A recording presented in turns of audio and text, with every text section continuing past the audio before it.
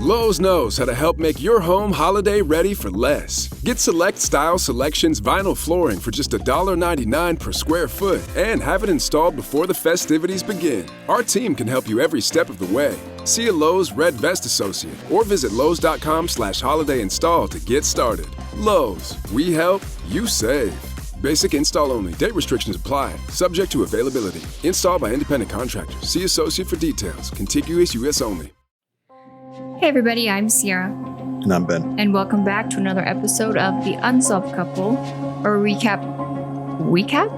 One of your original gateway drugs into true crime. Unsolved Mysteries.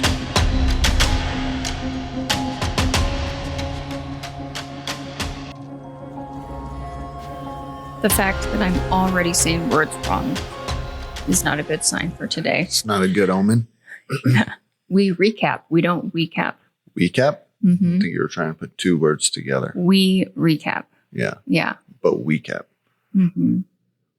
Well, welcome back to another week. What another we day, another dollar. What dollar? When?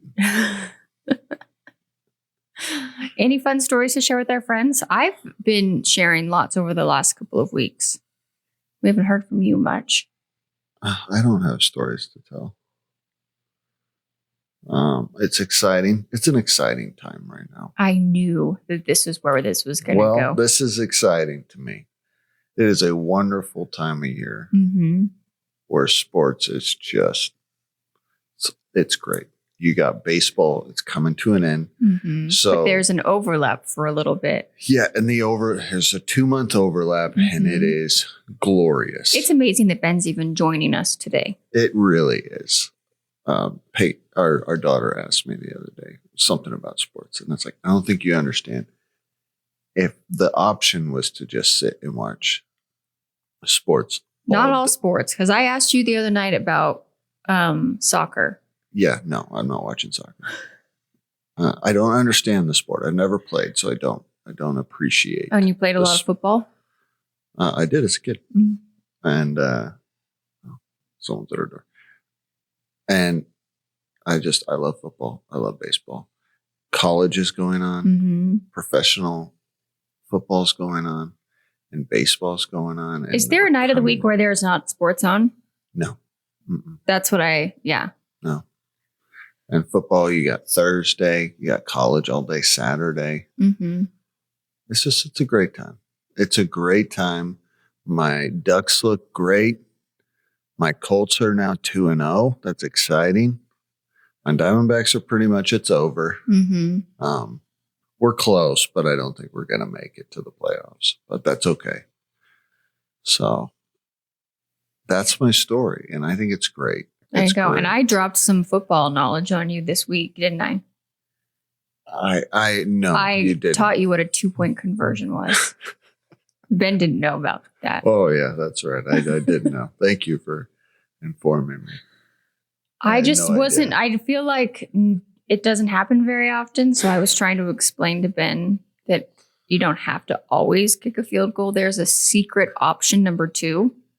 Let's just make this very clear. I am fully aware of 2-point conversions. Sierra, on the other hand, this was new knowledge to her as a game was on the other night and they were going for a 2-point conversion. No, I needed to explain it to you so you didn't. Ben likes to pretend afterwards like, oh, yeah, he already knew that. All right. Do you have any great stories? I'm done talking about my sports. No, I don't have any great stories. Sports is kind of all consuming because I've noticed we're a few days behind on recording this because Ben is not have the afternoon time beforehand, but he can watch multiple hours of sports every week. But finding the few hours to watch and research this just seems to keep eluding him. It's a lot. It's a lot. When you literally put in front of me, would I rather watch football or baseball or Unsolved Mysteries, the worst show ever made? I'm going to take the sports. I understand that, but you have a responsibility. But if I don't watch, then who will? Of the sports. Of the sports? Yeah. I don't know. And then I'll have to drop all of my football knowledge on you. Hey, listen, if you want to find a special guest host. Just during this 2 months of the overlap of football and baseball season. That's a great idea. No, it is not a great idea. We are the Unsolved Couple. I love this idea. Should we be the Unsolved Thruple, where some random strange-o sits in your seat every once in a while and fills your shoes? You can have the handyman that put the bed together. Ooh, that's a good callback. All right, well, let's get into it. We are recapping season 3, episode 11. Ben only had one story to cover today. My story was half the episode. Okay, calm down, Turner. It was. So real quick, before we dive into these cases, don't forget that wherever you're listening to us right now, to make sure that you follow and subscribe, that means that automatically our episodes are dropped into your feed. Wherever you are listening, please make sure to leave a 5-star rating and review. It helps more people find the podcast and keeps us growing, and which is going to open the door for us to continue to bring you these mysterious cases, and then all of the other random podcast ideas I have about, like, Rescue 911. No. If you've done all of those things and you still want to show a little bit of extra love and support, there are 2 links down below in the description notes. There's the Buy Me a Coffee and then support the show link. Send $3, $4, $5, 500, 5,000, whatever. Anywhere in that range. However many zeros you want to add. Yeah. We don't discriminate against zeros. No? No. And then that just helps us continue to be able to build this. I actually had this whole daydream the other day about building a podcast shed in our backyard that's just always set up with decorations of Unsolved Mysteries and trench coats. I had it all mapped out in my, I have a very vivid, wild daydream ability, and I had it all mapped out in my mind. So, are you going to tell people your good news of what you did today? You bought a ticket. Yes, you guys, I bought a ticket to CrimeCon 2026. It's going to be in Las Vegas. Wherever in the world you're listening to this, please buy a ticket and come and find me. I'm going to be there with what I'm dubbing, no one's accepted this nickname yet, of the Pod Squad, which is like Kylie from Primetime Crime. We've got Crime Up. There's all these girls in there. We're all going to be there. Come find us. Say hello. I'm going to have merch that's only available for free if you find me at CrimeCon that I'm going to be handing out. I think I might design it in the logo in a trench coat style. I also do have a brand new trench coat that I'm considering debuting at CrimeCon 26. Vegas, Caesar Palace. What happens in Vegas stays in Vegas. Sure does. Yeah. Okay. Because crime people get crazy. Oh, it's exciting news. Yeah. Maybe if you guys bug us enough, we can get Ben to come. No, that's not going to happen. No, absolutely not. All right. So I will start today with kind of an odd.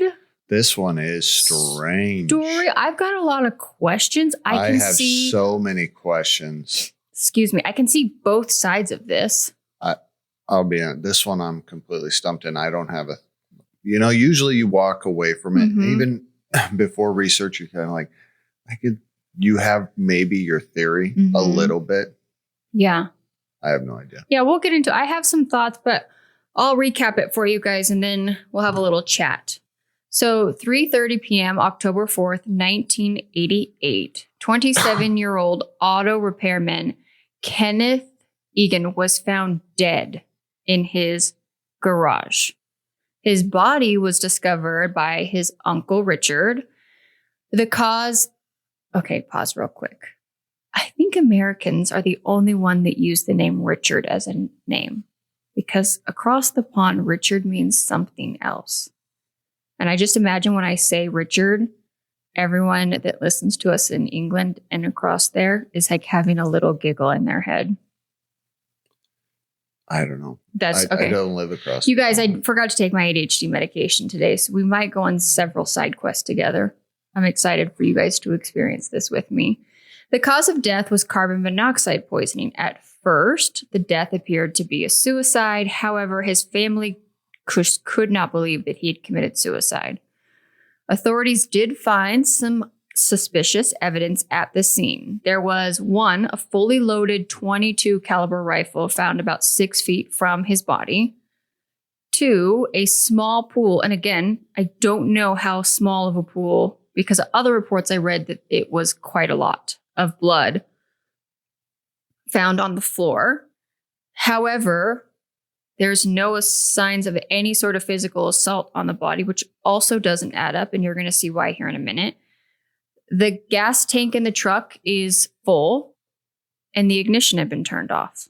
These are all very weird, and you're going to see why we're stumped here in a minute. With this evidence, authorities do take some time to look into the possibility of foul play, and it didn't take them long for them to find their prime suspect, who had both motive and opportunity. Kenneth's friend, Curtis Heck. Side research, they'd been friends for a long time. So they were friends. They were friends. They didn't say that. They did not say that. They almost made it look like they might be enemies because they both were auto mechanics. Yeah. And side research again, I found there's like less than 1,000 people at that time that lived in this town. It was a town of like 800 and something. To this day, I think there's like 300 people still living in this. Where is this? What state is this in? Of course, that's the one thing I did not write down. I know. I did. North Dakota, South Dakota. I have no idea. Okay. I'll look it up here in a minute. I'll look it up. What's his name? Curtis Heck. Okay. That's the suspect. Oh, what's the victim's name? Kenneth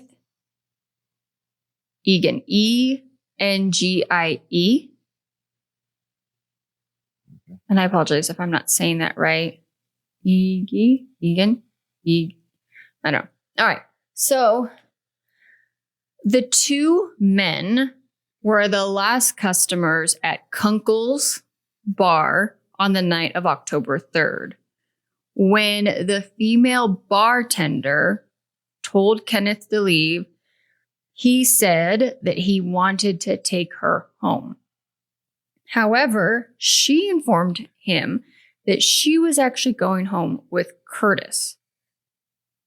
From the episode of Unsolved Mysteries, and again, I could not find anything to prove or disprove this, it seems as if Kenneth then verbally accosts the bartender, calling her a hussy or something. He called her something ridiculous in the reenactment. But however, we've got 2 men likely intoxicated, heavily intoxicated, we're going to actually find out, that want to take the same female home, and she denies one and then picks the other. It seems, to surprise to nobody, a physical altercation takes place. Again, they don't tell us how extreme. Was this physical altercation someone threw a punch and the other person just like pinned him down and was like, dude, calm down? I don't know.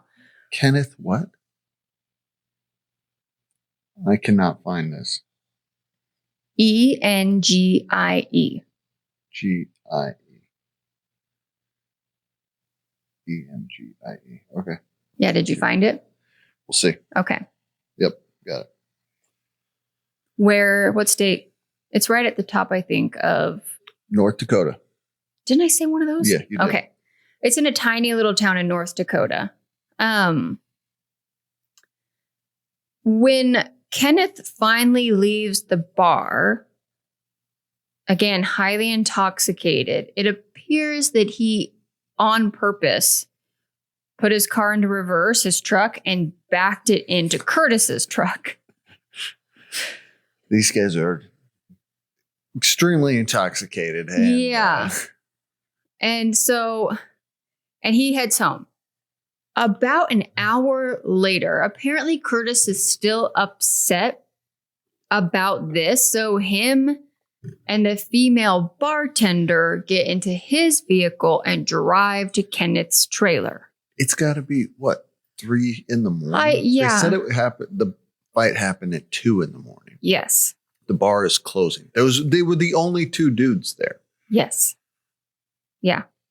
Okay. Yeah. I'm fully aware at I don't know. how crazy. None of this makes sense. No, it doesn't. He then proceeds to kick Kenneth's truck or his car that was parked outside, which was different than the truck he had driven that night. So he's got a car parked outside of his trailer. Kenneth. Not in the reenactment. Okay. In the reenactment, It's the same one. It appears. I have no idea. Because his buddy. This happens at his house. And his truck is parked inside the garage. Yeah, but if the guy that's a suspect says that was a friend's car in the garage, a friend's truck. Oh, got it. Yeah. So he shows up at his house to get back at him. Yeah. Kicks his vehicle. That's parked outside. I don't know what kind of damage he thought a drunken kick was going to do. I think when you're drunk, it doesn't, you just think you're doing something. You are getting him back. Yeah. But he hears groaning sounds from the garage. So he decides to go inside to the garage. And again, he lives in a trailer. So I don't know. This doesn't seem to be an attached garage. It seems to almost be, I don't know. It could have been the garage he does his mechanics in. Yeah. Again, they give us none of that information. And here he sees Kenneth laying on the ground. Assumes that Kenneth is heavily intoxicated and has basically just passed out on the ground. I'm just worried. He decides to leave. I'm worried both of these guys have been driving around. Again, the town has like several hundred people in it. Yeah, growing up in Myrtle Creek, this does not surprise me. Assumes that his buddy is just passed out, turns around, and leaves. And then his uncle finds him the next morning. Dead. Yeah. From carbon monoxide poisoning. Mm-hmm. And that's kind of all we got. The police and the coroner and everyone on that side of this fence say there is no sign that foul play took place. And that this was, again, I would say that this was, if you gave me the option between someone taking their own life and or an accident, I would pick accident. Where they drew the conclusion that this was intended suicide is beyond me. I don't know. Yeah. And the family is like adamantly that was just not the case. So in some of my side research, yeah, I did find out that they had been long-term friends, that they owned competitive businesses as far as you have a town of less than 1,000 people and you've got 2 mechanic shops. I'm sure that there was some tension there potentially. Maybe. Again, I don't know because we don't know. We don't know. To this day, this town is still quite divided on whether this was a murder or an accident. So is this our update? Are you ready for your update? Yeah. Nothing. Well, because here's the thing. They raise a lot of questions in this episode. How could he have killed himself with... Fair. They're saying he died from carbon monoxide. So they think that he was in a closed garage, left a vehicle running and died. But then who turned the truck off? Mm-hmm. Yeah, the truck didn't... The ignition was off. The sheriff is interviewed. Mm-hmm. He puts the theory that he turned it on, had it running. Maybe nodded off a little bit while he was... Then shut it off, but couldn't make it the 15 feet to the door and fell and died from the carbon monoxide poisoning. Yeah. But they also, if they're calling it a suicide, then why do they also float the theory? Even the sheriff, I think, I could be wrong, floats the theory that he was there with his gun, waiting for his friend to show up for the altercation he knew would happen, but he didn't show. He shut his truck off and then dropped his gun and fell and died. Yeah. Okay. Well, if that's the case, then that would be an accident. That's the thing. Why? I guess to me, why is this even being called a suicide? There's no evidence that this was intended self-harm. I don't know. And none of it makes sense. No. It doesn't make sense because. And the fact that they're like, there's no physical signs of a struggle on the body. Didn't he get into a physical altercation only like an hour and a half before? Yeah, but if you listen to his friend tell it. The person that is apparently the biggest suspect, we're getting his viewpoint. So he gets interviewed in this. Oh, yeah. And he tells his side. He admits that he checked on him and saw. He goes, listen, I was the last one to see him alive. Mm-hmm. He's like, if I'd known, I wouldn't. But I just thought he was passing out drunk in his garage. Okay. I mean, I don't know how your weekends go, but mine don't usually go that way. But I've heard of some crazy stories of it going that way where guys are. Well, Ben has been DD before for a bunch of men out drinking, and it does get wild. It gets wild to the point where Ben had to, which is breaking girl code, leave your buddy because he refused to like get in the car as everyone was leaving. Yeah, I was taking like 10 guys home. Yeah, and you were like, "We're leaving now, now." I remember I lived in Muncie, Indiana, and that's right next to Ball State. And the apartment I lived in was next to a fraternity, a guys, whatever that. And they had a rager one night. It was wild. And this was winter time. Mm-hmm. There's snow on the ground. And winter in Indiana is cold. Okay. I mean, you're in the teens. I will say, this is in October in the Dakotas. It's also freezing there. And that was one of the theories, is that maybe he was waiting in the garage and got cold. So we turned the truck on for a little while to try to warm up. Realized, I'm probably not supposed to do that because time when you're intoxicated can be not as much as you think it is. And went to get out, had his gun in his hand, fell. The gun dropped and slid across the concrete floor. Okay. All right. Anyways, you were saying, so it's winter time, Ball State fraternity. We go out the next morning to leave. And it was wild out there. And there is a guy, no joke, passed out drunk in the passenger seat of a car with his head out of the window. And it's got to be 10, 15 degrees, just passed out. I'm like, did you guys wake him up and make sure he was okay? Nah. Again, see, there's the difference. I was like, he'll wake up. He'll figure it out at some point. Maybe, I don't know, Yeah. Anyway, so, this whole story was weird to me. Do you even want to hear something crazier? All right, I'm ready. I found this on one website. Okay.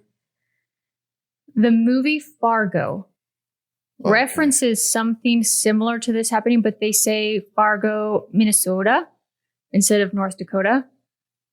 That this story is loosely based on the inspiration, or that this story is the inspiration for that movie. Interesting. Again, I've never actually seen Fargo. Have you? A long time ago. Okay. The cover is like, it's snowy and there's blood on the ground, I think. Something like that, or no? It's about a murderer who, I want to say, I can't remember how it starts. Yeah. I'll be honest. I can't remember. I just remember the ending is. Spoiler alert. It's putting someone in a wood chipper. Oh, good night. Really? Yeah, but I don't know if that's how it was in the beginning. I can't remember. Gross. Or people are yelling at their radios. I know, and I'm sorry, but I've already said I have a terrible memory, and I want to remember. No, it is about a guy hiring someone to do something for his wife, and they end up killing her, and it goes too far, and he's trying to now cover it up. Yeah, that doesn't sound anything it doesn't sound like anything like this. Yeah. I don't know. So long story short, They're still, from my understanding, the town is still divided. They are still looking for tips if anyone has heard anything. The problem is that since this has been listed as a suicide, that unless some information... You guys, Ben is drinking water. Now, mind you, he's having a visceral reaction. Are you aggressively drinking your water? How does this doesn't happen any other time. It's just strong water. Oh my goodness. So again, if anyone has any tips or thoughts or whatever potentially that could open up the investigation for the family, please reach out to the local authorities there and share that information. It's a strange story. Yeah, what do you think? I don't think I can make a decision. What's your thoughts? That drunk people make stupid choices. I honestly think that the guy realized what was happening when he went in there to like confront his buddy and turned off the ignition and left. I don't know. I'll be honest. This one, I was completely stumped. Yeah. Stumped. It could very well be a murder and it could very well be an accident. And I can't pick a lane. The guy clearly died from carbon monoxide. And we do know, like, vehicles back in the 80s was like now. Oh, it's still even a fear of mine. I'm crazy weird about this.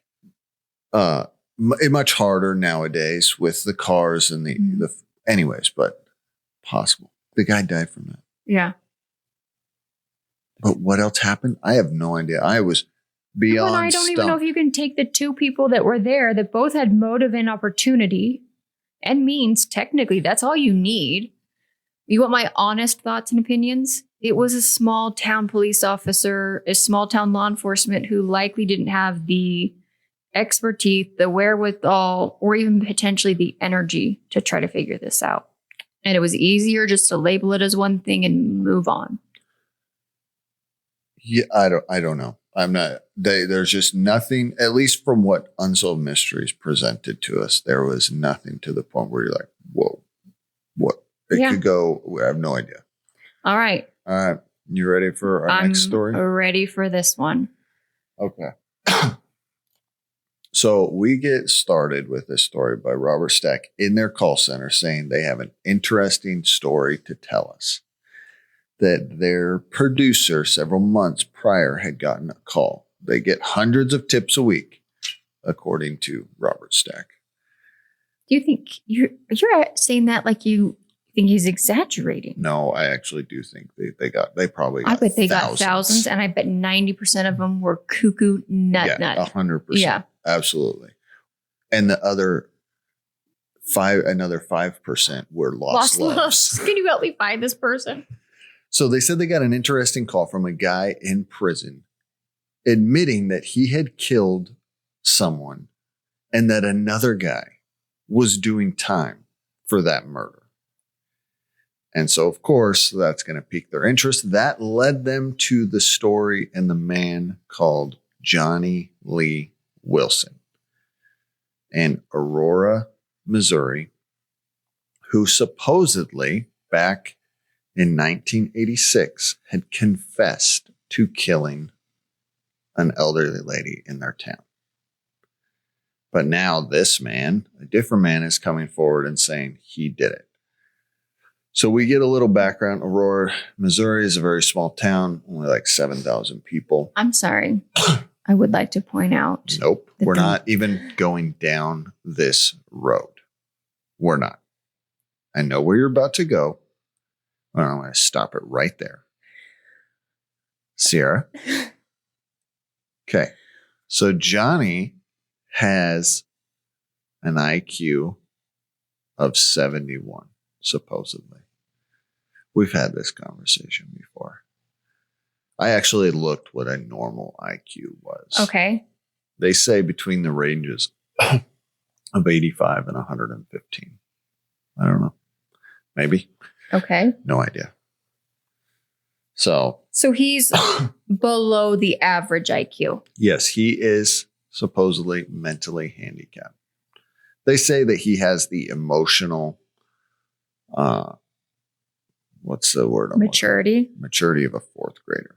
Okay. So Johnny lives with his mom and his grandmother. Did you want to say what you wanted to say, or did you get it out? No, I didn't get it out because I was just saying, are you good with it? No, I'm not good with it. All right, go ahead. Okay. For the dawn of this podcast, Ben and I have had the conversation about Missouri versus Missouri. It's Missouri. And just because and one person... there is a man interviewed on this episode of Unsolved Mysteries. And if I can figure out a way to slice this in, I will slice it in right here. How would the state of Missouri,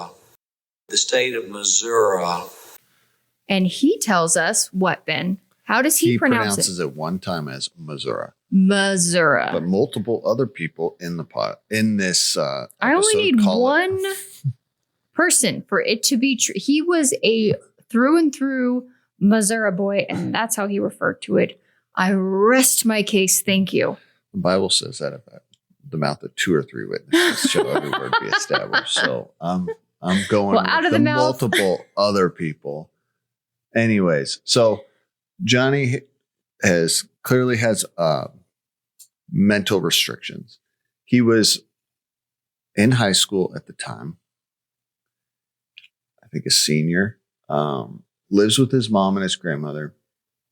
And he was in special ed. Like his whole high school, he was in special ed classes. Okay. Clearly, Johnny got picked on at school. That this story breaks my heart. No, he rode his bike to school, and not too far from the school, a nice lady by the name of Pauline Martz lived by the school. He would take his bike there and drop it off. Mm-hmm. And he would ask, "Can I leave my bike here, Mrs. Martz?" And she'd say, "Yes, of course." Because if he took it to school, the kids would pick on him and vandalize his bike. That just... I know. It kills me. I hate that. So Pauline was 79. She was a friend to the grandmother of Johnny. And she was, they say, like one of the... Yeah, she was like one of the wealthiest members of this community. Members of the community. Yeah. She owned a large business in town. So she was very well known. Her family was very well known. Clearly, they had been in this town for a very long time. Yeah. Okay. April 13th, 1986, around 8 p.m. First responders, firefighters show up at Mrs. Martz Pauline's house, and it is on fire. It is up in flames. They try to put it out. It's completely engulfed the house. They finally get it out. They find Miss Martz in the house. And to make matters worse, she had been bound with rope and duct tape. So they find out terrible. They find out that this fire had been started by gasoline. Mm-hmm. So this is cold-blooded murder. Yep. So they start an investigation. 5 days later, they interrogated Johnny. They bring him in for questioning. They interrogate him for 4 hours. They didn't bring him in. He came in on his own. Yes, I know. I'm going to get into that later. I'm just telling you how this is how Robert Stack tells it to us. Sorry, it just breaks my heart. I know. I'm going to get into that. So they interrogate him for 4 hours, and at the end, they charge him with murder because supposedly they had gotten a confession out of Johnny. Then Johnny's then interviewed, and he says, like, this was a mistake. I made a mistake. I confessed. I wish I hadn't done it. I didn't do it. I had nothing to do with this. So Robert Stack comes back. He tells us they contacted the Lawrence County Sheriff's Office and the DA, and they refused to do interviews. So I think it's important to know that because everything we're going to hear is all coming from this side of the aisle. You know, you're not getting to hear from the DA or the investigators on what they did, how they investigated it, how they put all the evidence together, and then how they brought forth. But I don't know if that would really change this, at least from the facts that we're about to get. So Robert Stack does tell us that they have the official transcripts of the interrogation, his court proceedings, all of that. And so all of the reenactment is done word for word based on those official transcripts. So then we get Johnny and his mom and his grandmother are all interviewed. They're like, no, he could not have done this. He had been recording tapes. He had been recording tapes with a friend. What that means, I don't know. Do you know what that means? Recording tapes. I guess it just depends on whether they were recording like music from the radio station. I don't know. So, guys, listen up, children. Back in the day, if you didn't want to go out and buy a tape, you could record on your cassette player. And you put a blank tape in there, and then you'd wait on the radio for the radio to play whatever song you were hoping that they would play. And you press record, and you could record it. Or you could have, recorded movies or TV shows. I'm going to guess since it was two teenage boys, they were probably sitting around listening to the radio, trying to record music. Recording tapes would be my guess. Yeah. So that's just that he'd been at the house doing that. Then he went and mowed someone's lawn. His mom picks him up, brings him home around 5 o'clock. Friend came back over. They recorded some more tapes. Yeah, he had a really solid alibi.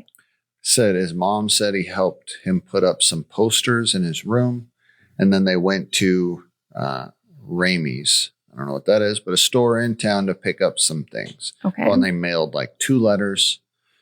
And they said when they were leaving the store, it was around 8 o'clock, they saw the sirens and they stopped by. It's a small town, I'm going to guess. Everybody's curious on what's going on. And they saw the fire. Supposedly, Johnny got out. He saw a friend of his from school named Gary Wall, who was 18, also a senior, and also in special ed classes with Johnny.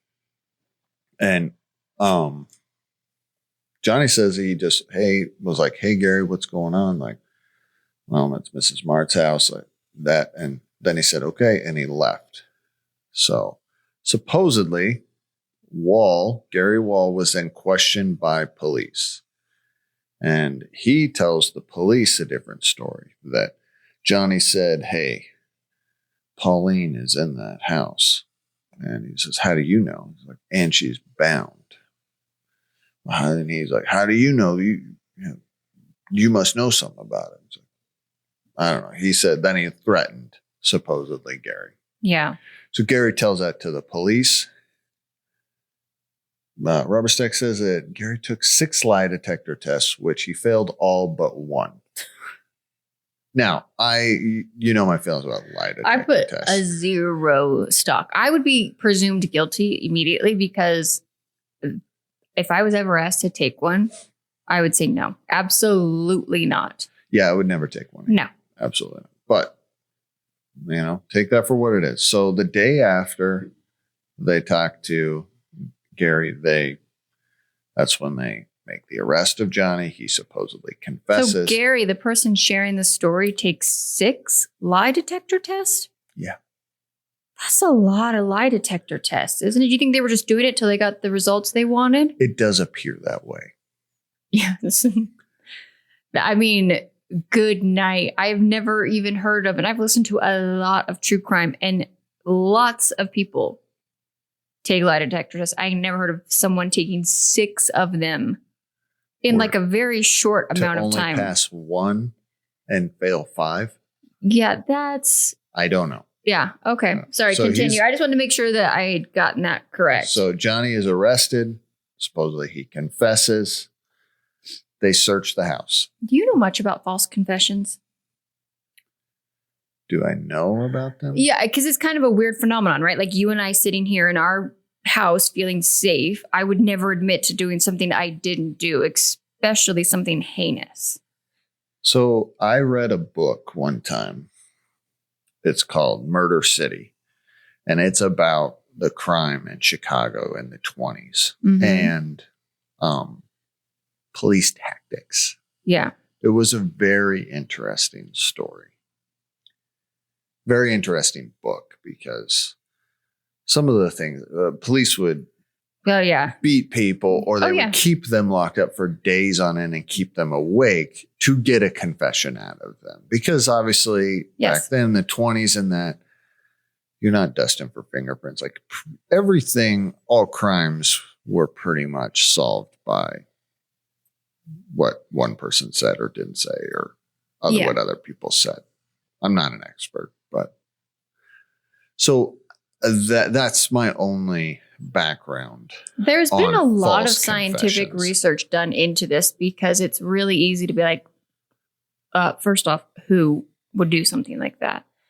And there's actually, especially when you're dealing with someone who potentially has the emotional intelligence of a fourth grader, that you get to a point where if I just tell these people what they want to hear, I get to leave and return to the safety of my home or my parents, X, Y, or Z. Yeah, I was going to get it. That comes up later. Yeah, so I always like to, I don't know. To me, it's a very fascinating phenomenon because there has been a lot of verdicts overturned throughout the last 20 plus years, knowing what we know now about the human reaction to stress, sleep deprivation, food deprivation, like even like being just stuck in the same room for hours on end. I just find it very fascinating.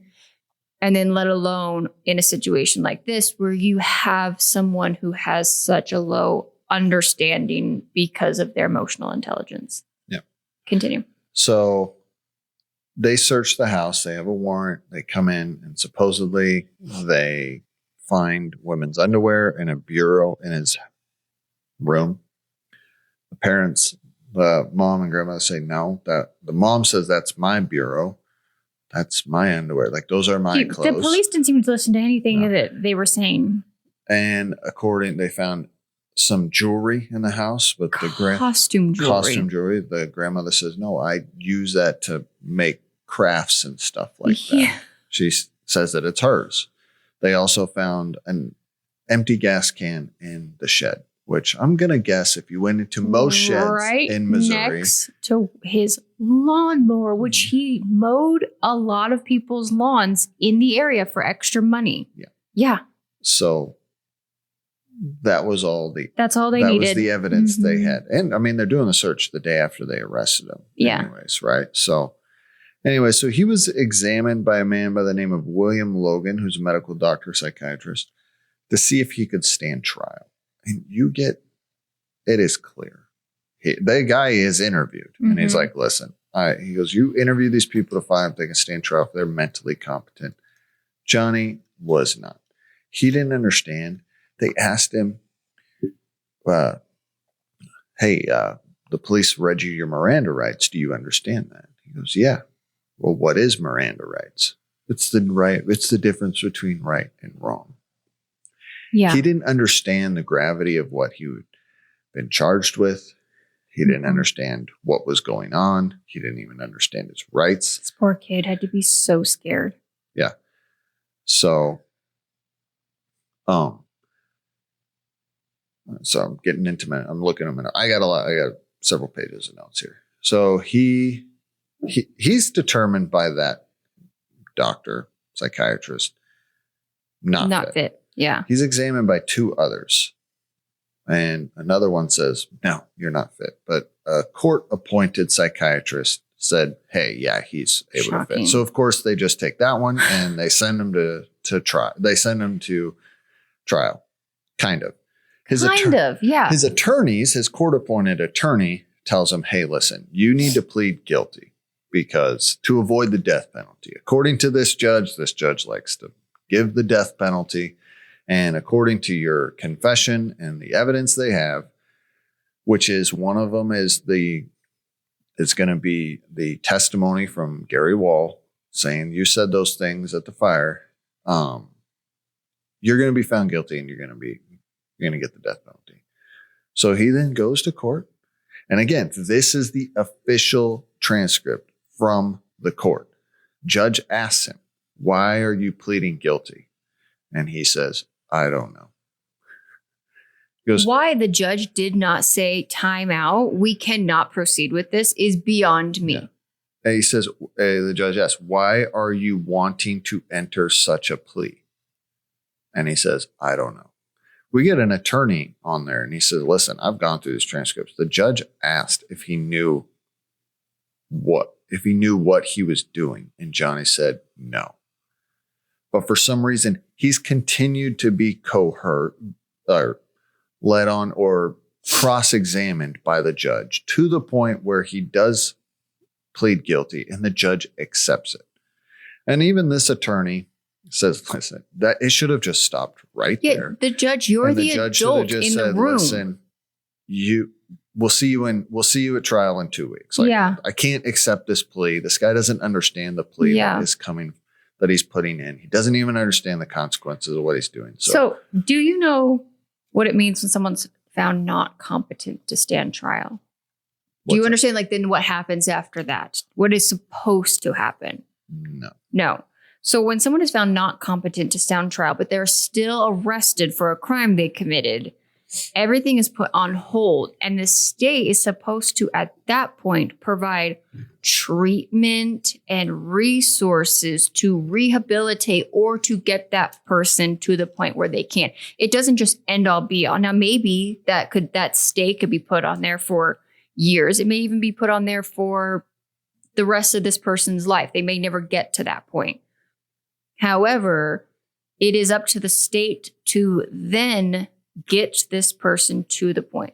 So the fact that they literally refused to acknowledge that he wasn't and then blatantly ignored warning signs, that judge should have been held very accountable for this.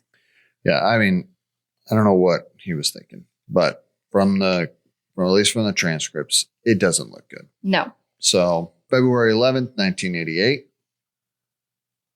a man by the name of Chris Brownfield comes forward and says, hey, guess what?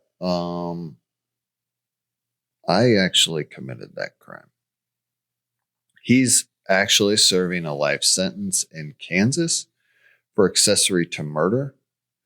He heard about it. I actually found out in side research, he'd heard about it from a bail bondsman who worked in that area. And he'd committed a crime, killing an older lady. So somewhat a senior similar. Citizen. Yeah.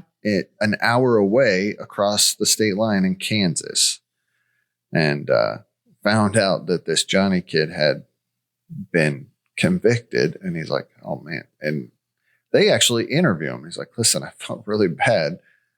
The kid didn't do it. Well, and he said something along the lines like his mom and his grandma were a big part of his life. He said, I heard this boy was raised by his grandmother. I was raised by my grandmother. I just felt sorry for him. So I wanted to come forward and say he did it. And come to find out, he has committed crimes with similar MOs, according to some people. That he tells the story that, hey, listen, we heard this lady had him and an unnamed accomplice. Clearly, he doesn't want to rat at whoever he was with. And I do find it interesting how he tells the story. Yeah. Heard that she had money there. They broke in. They tied her up with rope and duct tape and tried to rob her. He was outside. This Brownfield was outside looking through the garage or something. And his accomplice dumped gasoline and started the fire. And according to him, he asked, where's the old lady? And it's like, I left her inside. She was getting lippy with me. So he said, we tried to go rescue her, but the fire was too big. So we left. Okay. Take that for what you want. I would say he's at least now trying to do the right thing retroactively. So the sheriff pretty much dismisses that. He thinks it's just an escape plan. Not quite sure how you're trying to escape with someone else. I don't know. It supposedly, divides the town, but we, at the end of the day, Johnny's still in jail. That's where we get D. Wampler. He's an attorney. Wampler. Yeah, it's Wampler or Wampler. Wampler's my guy, right? What's that? My Missouri guy, Yeah. right? Missouri. Yeah. He picks up the case and is like, listen, we got to get this guy out. So I think you brought up a good point that a bare minimum, if this kid had been allowed a trial, no jury would have found him guilty. Like, that's his point. It's not even that this guy, yes, he is innocent. However, at bare minimum, he deserves a new trial. So this is where he gives us more details of actually what went on. Of what happened. And again, this is according to him, Johnny's attorney. So you're hearing it from this side and this side only. He says the police actually tricked Johnny into the police station. They went to the day they interviewed him. He was at the movies and Johnny had lost a wallet several days before. They pull him out and say, hey, Johnny, didn't you lose a billfold? That's what they call it. And he says, yeah. He goes, well, I think we found it. Why don't you come on down to the station? Well, that's not why they brought him down to the station. That's where then they lock him in this dark room. I think it also meant that they got him down there without the mother or grandmother present. Yeah, but he is an adult at the time. I understand what you're about to say, but the entire town knew he was. I agree. But technically, by law, they don't technically have to bring ethically. That's a whole different story. I know, but don't you want law enforcement to be ethical in their choices? I 100% want them to be ethical. Right. Continue. These were just thoughts I was having while I was getting more and more enraged while watching this. Yeah, I agree. And here's the thing. If you're going to question someone about something, then just question them about it. Don't lie to them. Just say, hey, listen, man, we have a few questions for you. Come on down. So they begin to interrogate him. And they pretty much tell him, like, again, these are all transcripts from the interrogation. Hey, listen, what if I told you someone, there's an eyewitness that says you were there. I wasn't there. And Johnny continues to profess his innocence. Mm-hmm. And that doctor comes back on. It's like, listen, dude, they told him if he just confessed, he could go home. He goes, if you're in the mental state of an 8 or 9-year-old, you think you're in trouble. You just want to tell them what people want to hear to be able to get out of trouble and go home. And Johnny is interviewed and he even says, I just thought if I confessed, I'd be able to go home. Like, yeah, that's what a kid believes that. You tell him. And he even says, and I thought this was interesting. He says, listen, these guys, he's not in the right state of mind or mature enough to know that he is allowed to leave. He thinks he is stuck there. He doesn't understand his rights, that he doesn't have to answer questions. He can to say, listen, stop interviewing me. I'm done. I'm not answering your questions. I want an attorney. I'm leaving. Yeah. So he feels trapped. And what do kids do when they feel trapped? They either lie or they say what they think people want to hear so they can get out of trouble. And you're trying to also appease someone of authority. So side research too. Well, I'll get into it about in my update. Okay. So they even there's a part where he says, he asks him a question and Johnny answers it. I can't remember, but I just wrote this down. The detective goes, wrong guess, try again. As he's like trying to confess to it. He's just telling him, no, there were you said that wrong. So many red flags in this. Yeah. Then we interview a former deputy of Lawrence County, Dustin Toller. He says, hey man, I started looking into it when he was there. I was like, there actually was no evidence. The jewelry was the grandmother's. The underwear was the mother's. There was a gas can found at the crime scene. So the gas can at Johnny's house was not the one. There was no way to tie which one was which. Also, it was never released to the public, but there was a stun gun found at the crime scene. And without prompting, supposedly, the Brownfield guy that had confessed, said that they used he used a stun gun and lost one on that day. Yeah. When Johnny was asked about the stun gun, he thought it was a razor. He didn't know what a stun gun was. He didn't even know what it was. Yes. So, anyways. All right. So then we learn May 8th, 1989. I told you that Wampler attorney, he had filed for a new trial, and it was denied. They said that he'd already confessed, and they did say that Brownfield was not a credible witness. Okay. But the men with the mental capacity of a fourth grader is okay. So in September 1990, they filed an appeal with the Missouri Appellate Court. It was also denied. So that's where Unsolved Mysteries leaves us. Mm-hmm. You know, he's still trying. He's been serving for 4 years up to that point. This is the first like wrongful conviction case we've had on Unsolved Mysteries, isn't it? Like someone pleading.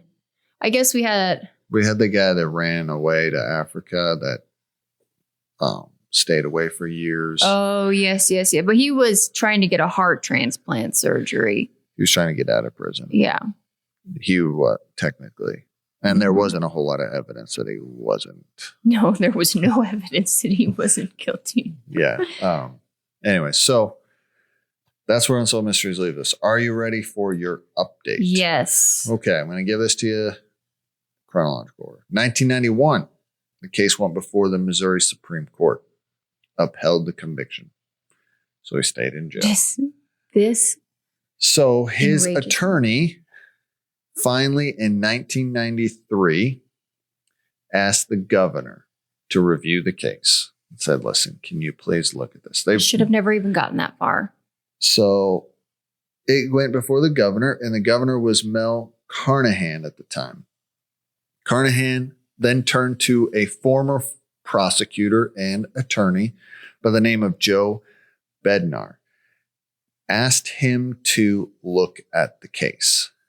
And so Joe took an entire year and he looked over the entire case. And he was pretty pissed at what he found. He said in like 100 pages of the interrogation, he said 50 pages of them were literally leading questions. Yep. They would ask him a question and he'd give an answer. And they'd be like, no, try again. It was like, what was she wearing? It was maybe, I think he said something like, it was a white and bluish blouse. He goes, I'll take bluish. Maybe, what do you think? Maybe it was a blue and green blouse? And Johnny said, yeah. Okay. It was things like that. They were just feeding him stuff. Yeah. And feeding him details to that point. So Joe Bednar took it to the governor, and the governor in September of 1995 pardoned Johnny and said, absolutely not. This guy is not guilty. And he stated this, he was coerced. His confession was coerced. He's innocent. It is a big deal that he wasn't just given clemency. Yep. The governor said, no. Yeah. So Johnny got out of jail. He did 9 years. 9 years. But in September of 1995, he was released from prison. He did then turn around and sue. I hope he sued the pants off of them. He did sue. And again, they fought. And over what? You took 9 years of this man's life. They thought, well, we're still doing within the scope of our job. We thought we did. You were not. Anyways, I read some of the... Sorry, I need to calm down a little bit. I'm getting worked up. I read some of the verdicts of the court that ruled on it. It wasn't kind. And they paid out $615,000 to Johnny. They got lucky on that number. They did get... I was a little surprised by that number. This was in 2003. It took till 2003. It took years of litigation. That's bullshiz that it took that long. So I read an article from 2017. So it is a little older, 8 years ago. It was a local paper. We should probably put it in the notes. It's a very good article. Okay. And it just was what Johnny, what did I say? It's Johnny Lee Wilson. Yeah, what is he up doing to now? Yeah. And he still lives with his mom in Aurora, Missouri, in a small... In the town that... Yep. In the town that he was convicted in. And he was asked, why did you come back to the town? He goes, this is my home. I grew up here. Wow. And she's, he or she, I don't know who wrote the article, said that he didn't really want to talk. They talked on the porch. His mom is still alive. She was 79 at the time. I'm sure he's like, I learned my lesson from talking to people I don't know. She said, listen, we just want to leave the past in the past. Yeah. Clearly, they do not want to be bothered about this anymore. They just want to move on. And I can respect that. Yeah. Guess what he does for a living? Mows lawns. He mows lawns. He has a little lawn mowing business. Supposedly. Okay, well, if anyone lives within 20 miles of this town, you should be hiring this guy to mow your lawn. And I'll say, so he, in the article says he went down to the local barbershop and was questioning people. And a lot of people in the town were like, that guy, what happened to Johnny is terrible. And he's had 0 run-ins with the law since he's been out. He had 0 run-ins with the law before. What were the consequences of the people in charge? I don't know. The consequences, they got sued for $615,000. Yeah, everyone has E&O's insurance, so that doesn't do jack squiddy squat. But he's living, or he was. Hopefully, I'm sure his mom now is older. Yeah, I'm not sure if she's passed away.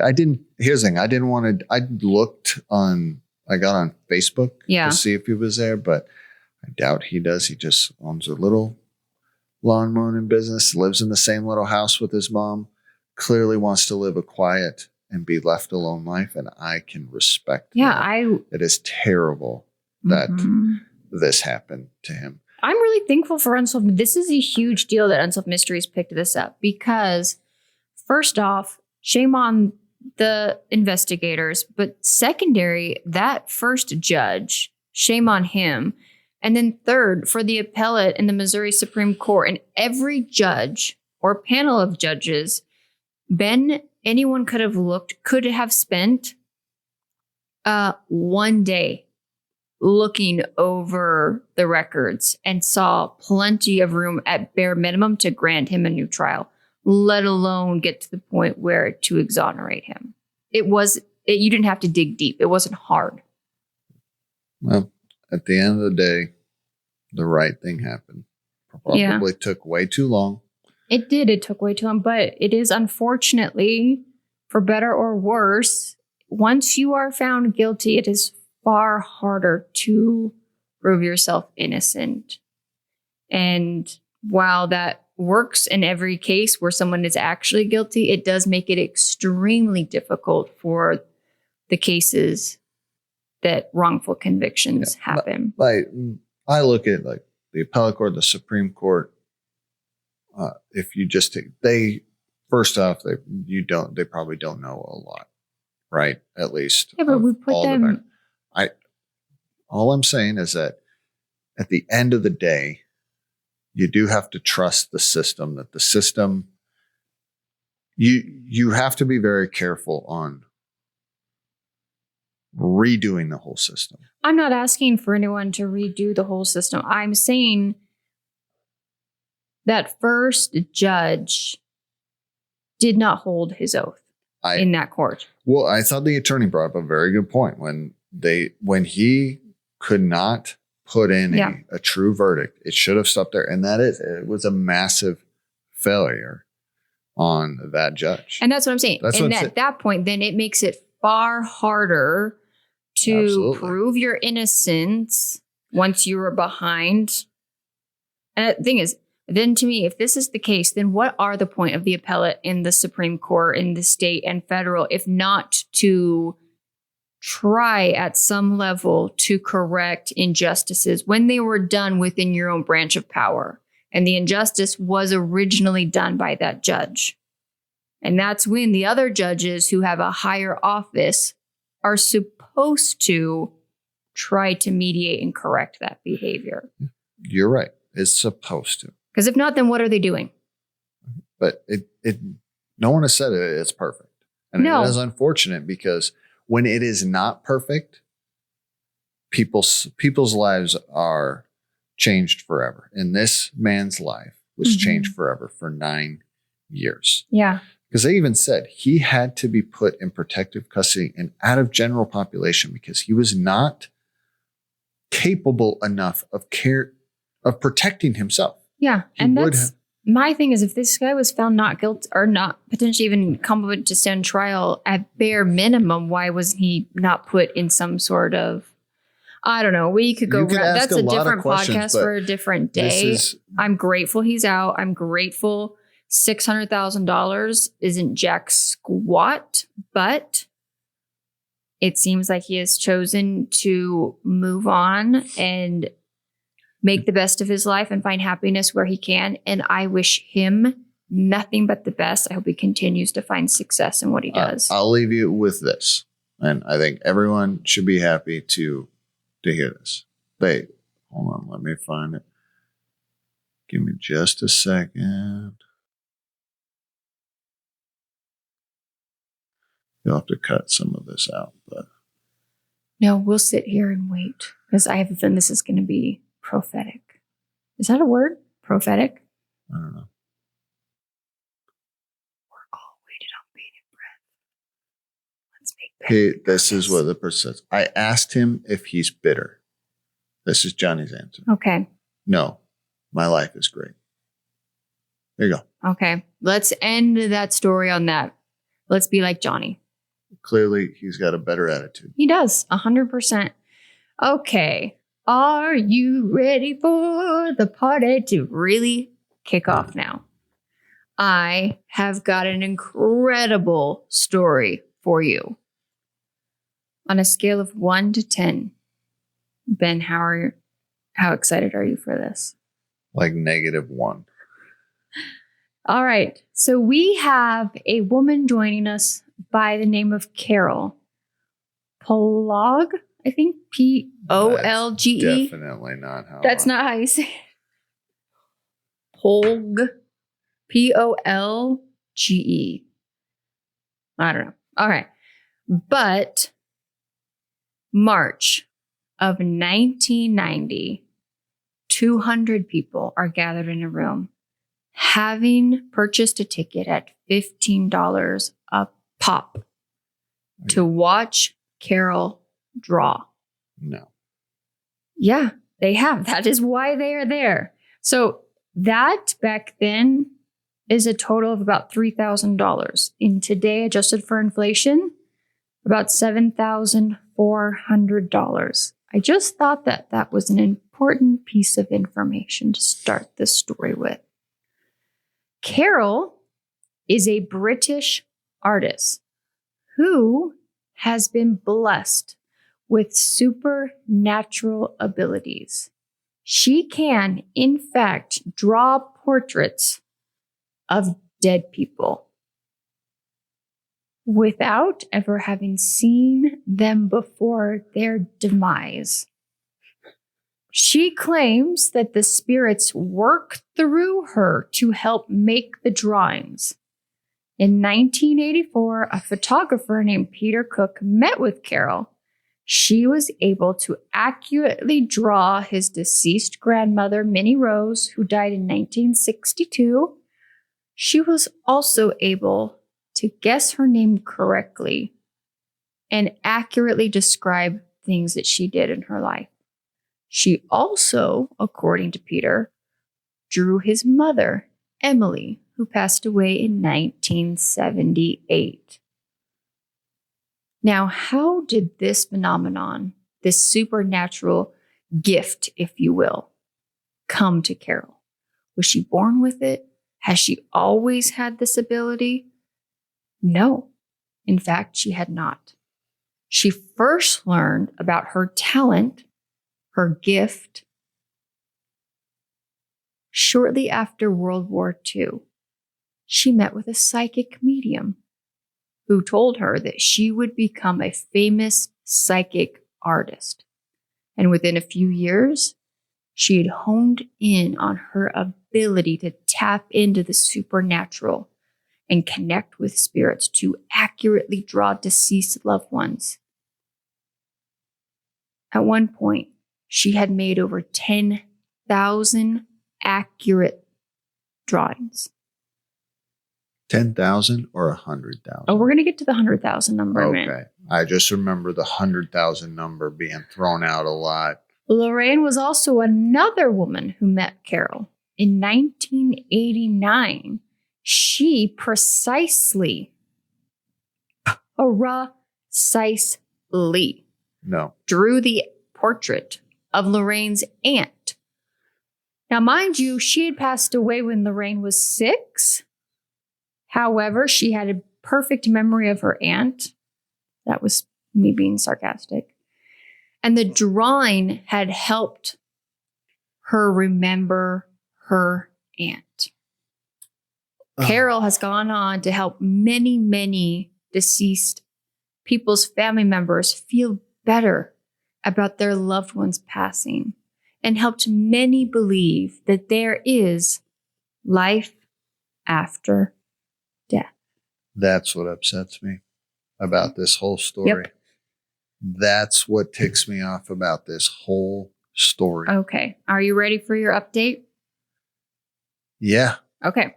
And then we can get into it. sure. She passed away in 2001 at the age of 76 years old. R.I.P. She wrote many books of which she sold and profited off of, and did classes of which she profited of, and ended up drawing over 100,000 spirit portraits, many of which she profited off. Shocking. Yeah. So, here's my thoughts after watching this and doing quite a bit of side research on this lady. I believe in psychics, but I do not, and I have said this on, I think, every single episode. I do not believe genuinely people who have this gift or ability use it to make a profit. Maybe from time to time they do. Maybe I don't.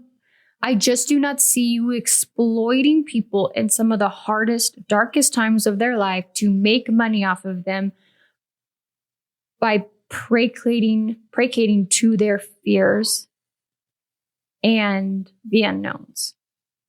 I cannot tell you what this woman made off of this, but this was her entire livelihood, was this.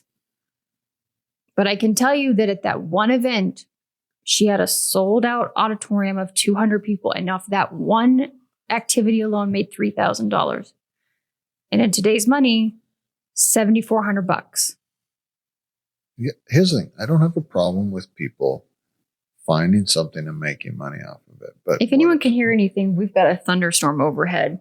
But I do have a problem with you making it off of it. And here's the thing. At the end of the day, I'm going to guess she was never proven to be a fraud. So I can't call her. I will post some of her pictures. You guys, her pictures are not beautiful works of art. They're very basic. It's a pencil drawing of a human being. And they're very time period-esque.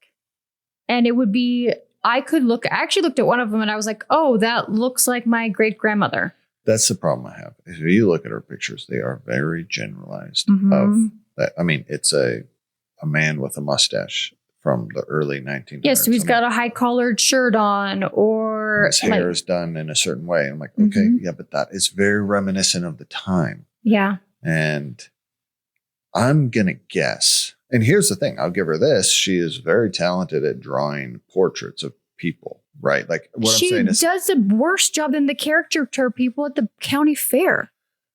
Those have more detail. I'm comparing it to myself because I can draw. Period. End of story. Ben would like to know that she's a better drawer than he is. Absolutely. They're not in great detail. Her skill set is not insane. If you saw a drawing like this and someone was trying to charge you money for it, you would not pay for it. I'd give you $1. Yeah. But I'm going to guess if I sat around and I drew 100,000 photos and then I took those, I bet I could match them to portraits, especially if I could match them to any portrait from any time frame from the entire universe and world, I bet I could find someone that looks like that person. I had a massive problem because when they were showing pictures side by side, so they showed multiple pictures of her drawing and then the picture of the person. Mm-hmm. I saw so many flaws in it. Yeah. Like one of them, the nose was way smaller than the real picture. And one, the ears were disconnected and in the real life they weren't. The lines, one of them, I don't know how they said this was about, like the eyes were so much further apart in one photo than the other one. The nose was so much bigger. There was, yes, it's a round face. I just could not quite understand how you came to this conclusion that this, sure, there's similarities. Yeah. But if you took a picture of me and another 40-year-old white guy with a beard, you could probably find similarities between us too. Yeah. I'm flabbergasted at how this has even come to be. And this is my other problem. Now you're getting me riled up. She literally stated in this that one of the reasons she was doing this was to prove that there is life after death. And I have a problem with that. Mm-hmm. You're using this supposed gift to give people a faith. And I don't like that one bit. I just don't. Faith should be rooted in truth and personal, not based upon someone else's ability and someone else telling you, look at what I can do. You should believe in this because of what I can do. I have a massive problem with that. Don't like people trying to use their thing to get people to believe in something. Yeah. Now you got me riled up. I would just like to point out the time period of this and the fact that World War I and then World War II brought a lot of people's family members left for war and never came home. They might not have ever even gotten an official report or their remains back to be able to do a proper burial. I think there was a lot of people on the cusp of those trying to find some sort of peace in solitude in a very hard time post back-to-back wars. And I think there are people that took advantage of that and placated to it. If this brought some people some peace and resolve, I guess I can't take that away from them, but this woman didn't seem genuine to me. She seemed like a snake oil salesman. I mean, you already know how I feel about psychics. My feeling on psychics is very clear. Yeah. And I laughed. I thought this was funny. It's a little lighthearted. Her pictures, I was expecting like beautiful works of art, detailed so that it was very clear that you could not deny that that was that person. No. I did not see that. I looked online through hundreds of her photos or her drawings. They all look like the very basic bare minimum of a portrait. I bet I could go through her photos and find I bet I could find one that looks like my grandparents. Yeah, 100%. On both sides. Yeah. And say that that's very similar or familiar with my grandparents. 100%. Yeah. I could. So, okay, guys. Well, that is season 3, episode 11. We had a wrongful conviction overturned. We have a mysterious death and a psychic drawer. A drawing psychic. Artiste. And so, yeah, I hope you guys enjoyed that. Send us any of your thoughts or opinions on any of these cases that we've talked about today. You can find us and connect with us on social media via TikTok and Instagram, Unsolved Couple Pod. You can email us at unsolvedcouplepod@gmail.com. We also have a Facebook group, Unsolved Couple Podcast Discussion Group. And last off, Spotify, you can leave comments. I do read those and respond to them on each episode. Okay, Ben, here's a fun question for you to lighten things up just a little bit before we sign off for the evening, afternoon, daytime, whenever you're listening to this. I was thinking about this the other day. I love nachos. They're one of my favorite foods. But they're hard because you can't take them home when you go out for nachos. And you and I cannot share nachos. No. Because the toppings. So what constitutes your perfect nacho? What can you give us your perfect nachos? And then I want to give you mine just to see how vastly different they are and how we disagree on some fundamental basics of nachos. Nachos. Mm-hmm. Okay. Chips. Obviously. Cheese. But and I could go either way. Oh, you can go either way on the cheese. Yeah, like a grated cheese that's melted, or like what? We're at a restaurant and you're going to accept that for nachos? I don't know. It just depends. It really does. It depends, and it depends on how you do it. But I'm not the biggest fan of like the Velveeta. I like it, but not too much. If it's too heavy, Ben's the worst person to eat nachos with, you guys. If there's too much, I don't like. I like a combination of them both, right? There has to be a meat on there: steak, chicken, a super hot salsa. I love spicy salsa, jalapenos, guacamole, and queso. Queso on the side? Nope. Drizzle the queso on. We get this green hatch. Is queso different than the nacho cheese? Yeah, of course. Okay. Like the green hatch chili queso that we get. Yeah. I'll put that on there. Ooh, that's so good. But absolutely, positively, if you touch my nachos with sour cream, all heck is about to come. The wrath of Ben comes out. I hate sour cream. I don't want it near it. I don't want to smell it. I don't want to see it. You got me? Mm-hmm. 0. Yeah. Don't even come near me with that stuff. Okay. All right. What's yours? Your nachos suck, by the way. I don't care. They're delicious. Okay. I am very particular. First off, chip to topping ratio has to be on point. If you show up to my table with a pile of chips that cannot adequately be the same as the toppings, I'm already annoyed. I agree with you. Okay, there. we're on the same page there. If also you drop off an order of nachos at my table and I'm at a restaurant and there's melted shredded cheese on there, I'm going to be annoyed. That is for at home. I call it trailer park nachos. And I can say that because I ate them while living. Nachos. No, dumpster nachos is a different thing. Okay. Trailer park nachos are simply tortillas, shredded cheese, microwaved, and then you dip it in salsa. That is like what I ate as a kid growing up in, the backwoods. We all did. Yeah. But not at a restaurant.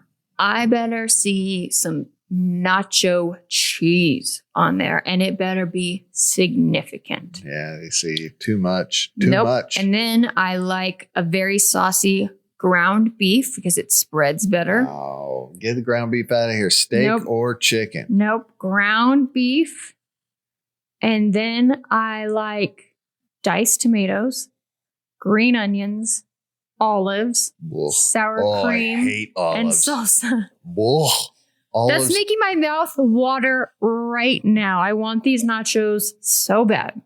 Olives are disgusting. So yeah, Ben and I absolutely, and here's the thing, I can't finish a plate of nachos myself. And yet I can't ever order them when I go out with them because we can't share them and you can't take them home. No, you can't. You have to eat them there. Well, they're terrible. And that's the other thing. Once the chip gets soggy, you're out of luck. Yeah, you got to eat them I will quick. say, Chili's has figured it out. If you can find someone, Chili's has, at least on their old menu, they have a nachos where every single chip is filled and it's got like their queso, their beans and cheese. And then they can do the shredded cheese because their queso dip has beans and cheese. I think it's ground beef. It might be chicken or steak. And then a single jalapeno. You get sour cream on the side and you dip it in there, and each chip has its own toppings, individual, perfect amount. That is good. Yeah. Okay. Ooh, that's a good place to leave off. I hope you guys heard that. All right, let's get out of here. All right. Make sure to join Ben and I next week when we recap another episode of Unsolved Mysteries. Bye.